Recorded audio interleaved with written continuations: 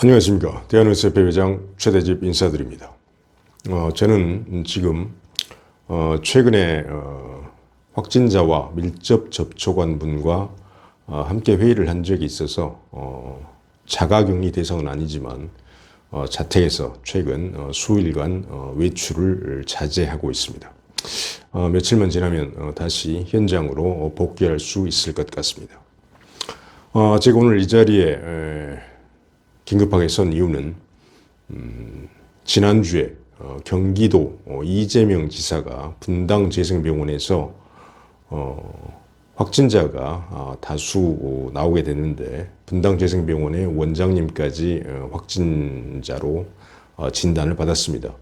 그만큼 해당하는 병원에서 적극적으로 환자를 진단하고 치료했다는 이야기가 되겠습니다. 그런데 확진자와 접촉한 사람들의 명단을 누락시켰다는 이유로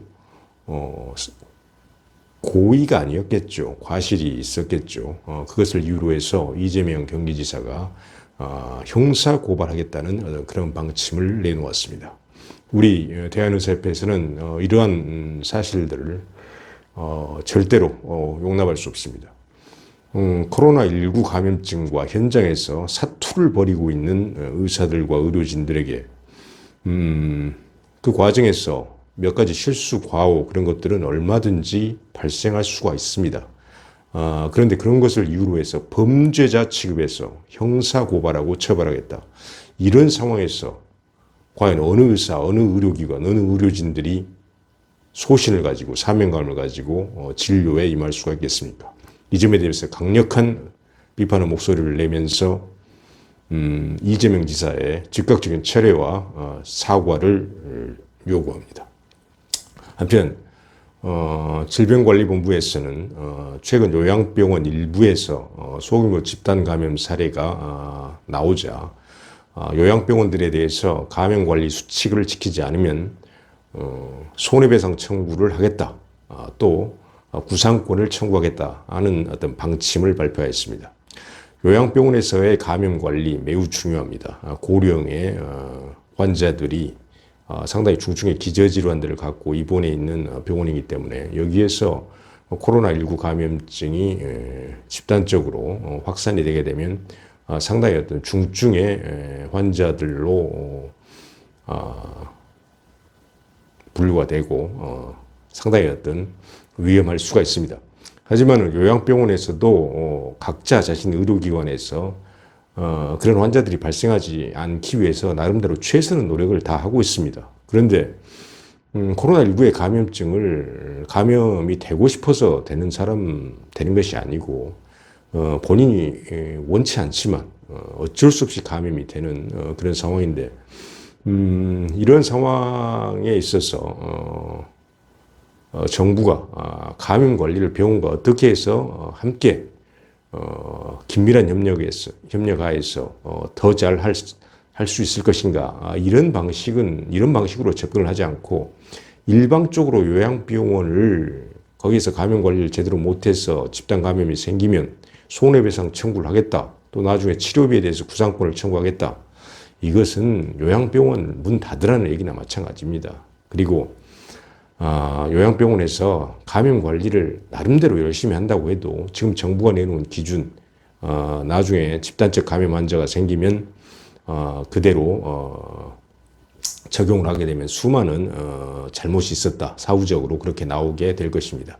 그러면은 손해배상을 환자를 돌보다가 감염 환자들이 생겼는데 손해배상을 하는 것도 모자라서 치료비에 대한 구상권 청구까지 들어와서 의료기관은 결국 문을 닫아야 할 것입니다. 이런 상황에서 도저히 우리 의사들이 과연 정말 헌신적으로 우리의 사실 생명을 걸고 우리 현장에서 코로나19 감염증과 싸우고 있는데 과연 할 수가 있겠는가? 정말로 진정으로 우리가 환자의 진단과 치료 이런 일에 매진할 수 있겠는가 하는 심각한 의문들이 전국 의료계에서 지금 일선에 일하는 의사들에서 그런 의문이 일고 있습니다. 그래서 오늘 긴급하게 성명서를 발표를 하게 됐고 거기에는 이러한 사안들에 대해서 중앙정부와 지자체의 즉각적인 철회와 사과를 요구하는 내용이 담겨 있습니다. 성명서를 낭독해 드리도록 하겠습니다.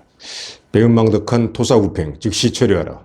중앙재난안전대책본부는 요양병원이 명령을 위반해 집단감염이 발생할 경우 손해배상 청구를 검토하겠다고 밝혔다.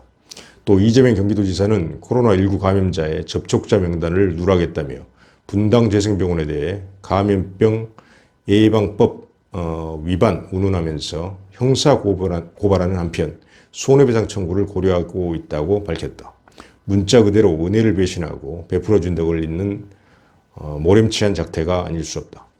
감염병 방역의 본질은 주체인 국가가 감염원으로부터 자국민을 보호하는 데 있다. 그러나 정부는 1월 말부터 대한의사협회의 지속적인 권고에도 불구하고 감염원 유입을 차단하지 않았고 그 결과는 9,000명에 육박하는 확진자 수와 100명이 넘는 무고한 시민의 죽음으로 돌아왔다. 그럼에도 불구하고 정부는 단 한 번도 이런 상황에 대해 사과하거나 잘못을 인정하지 않았다. 오히려 섣불리 종식을 말하고 나아가 행사를 하자며 국민을 위험으로 내몰고 뒤늦게 방역의 주체는 국민이라며 책임을 떠넘겼다.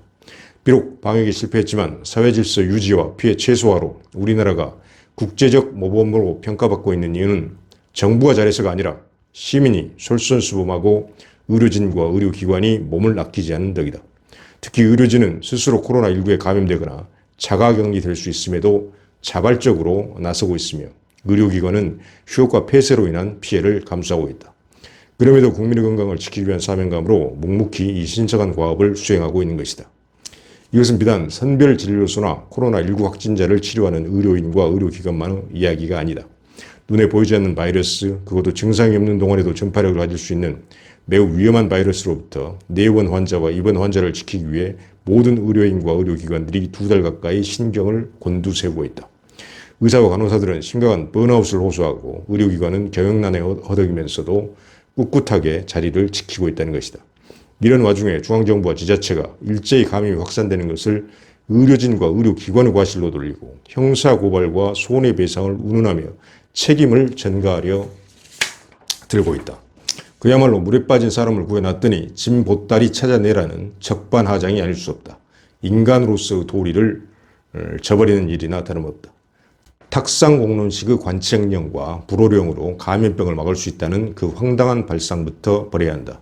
속수무책으로 무너지며 도와달라고 읍소할 때는 언제고 한숨 돌렸다고 하여 다시 재버릇게 못 준다고 민간에게 군림하는 것도 모자라 책임을 전가하고 면피하려 드는 광경이 임진왜란 때 전공을 세운 의병장들에게 누명을 씌우던 썩은 관리들을 연상케 한다. 정부의 전문가단체 무시와 장관의 이딴 실언으로 이미 의료계는 정부에 대한 기대를 저버린 지 오래다. 그럼에도 자리를 지켜온 이유는 오로지 의료인으로서의 본분 때문이다. 내가 지키지 않으면 어디에선가 누군가 희생될 수 있다는 절박함 때문이다. 그러나 정부와 일부 지자체가 이러한 토사구팽을 자행한다면 대한의사협회도 더 이상은 의료인과 의료기관들에게 솔선수범을 요청하기 어렵다. 오히려 이제는 스스로 보증할 수 있는 현명한 선택을 권유할 수밖에 없다. 현장에 자원하고 있는 의료인의 철수를 권고하고 코로나19 사태를 오로지 국공립의료기관과 보건소 힘으로 극복하도록 할 것이다. 또 민간 의료기관은 더 이상의 피해를 입지 않도록 오직 내원과 입원 환자 및 소속 의료인의 보호에 충실하도록 권고할 것이다. 2020년 3월 23일 대한의사협회